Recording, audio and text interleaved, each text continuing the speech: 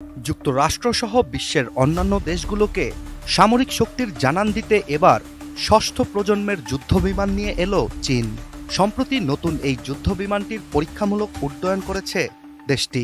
তবে এতদিন বিমানটির খবর আত্মগোপনেই রেখেছিল চীন। তবে পরীক্ষামূলক উড্ডয়নের সময় নতুন এই বিমানটি ধরা পড়ে নেটিজেনদের ভিডিওতে।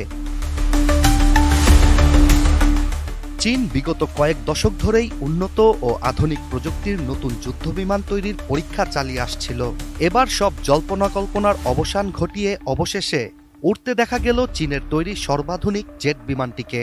আন্তর্জাতিক বিভিন্ন গণমাধ্যমের তথ্যানুযায়ী চীনের নতুন এই বিমানটির নাম হোয়াইট এম্পারার। চীন আনুষ্ঠানিকভাবে এখনও তাদের নতুন এই বিমানটির বিষয়ে কোনো তথ্য প্রকাশ করেনি।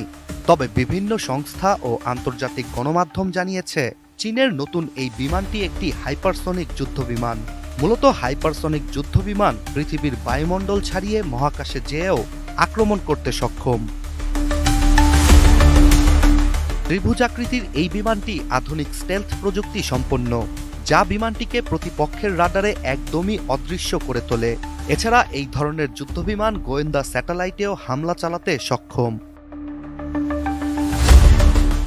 চীনের সংবাদ মাধ্যম গ্লোবাল টাইমস জানায়, দেশটির রাষ্ট্রায়ত্ত মহাকাশ ও প্রতিরক্ষা সংস্থা aviation industry corporation of China নতুন এই ফাইটার প্লেনটি তৈরি করেছে। ষষ্ঠ প্রজন্ম রাডার ফাঁকি দেয়া ছাড়াও সামরিক সক্ষমতার জন্য এতে ব্যবহার করা হয়েছে একাধিক ওয়েপন্স সিস্টেম। শত্রুপক্ষকে আক্রমণের জন্য হোয়াইট এম্পারারে রয়েছে লেজার ওয়েপন ও উচ্চ ক্ষমতাসম্পন্ন মাইক্রোওয়েভ টেকনোলজি, যা বিমানটিকে শত্রুপক্ষের বুঝে ওঠার আগেই ব্যাপক ধ্বংসাযজ্ঞ চালাতে সক্ষম করে তোলে। হোয়াইট এম্পারার ষষ্ঠ প্রজন্মের যুদ্ধবিমান হওয়ায় এটির গঠনও প্রচলিত ডিজাইন থেকে অনেকটা ভিন্ন। প্রথম দেখায় মনে হতে পারে এটি বহির্বিশ্বের কোনো যান, যা মহাকাশ থেকে পৃথিবীতে প্রবেশ করেছে।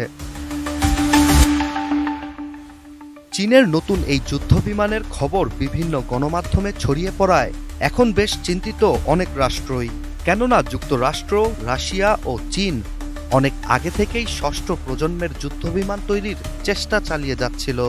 এমন অবস্থায় চীন যদি সবার আগে আনুষ্ঠানিকভাবে তাদের নতুন বিমানটিকে নিজেদের বহরে যুক্ত করার ঘোষণা দেয়, তাহলে তা পশ্চিমাদের জন্য হয়ে উঠবে উদ্বেগের কারণ।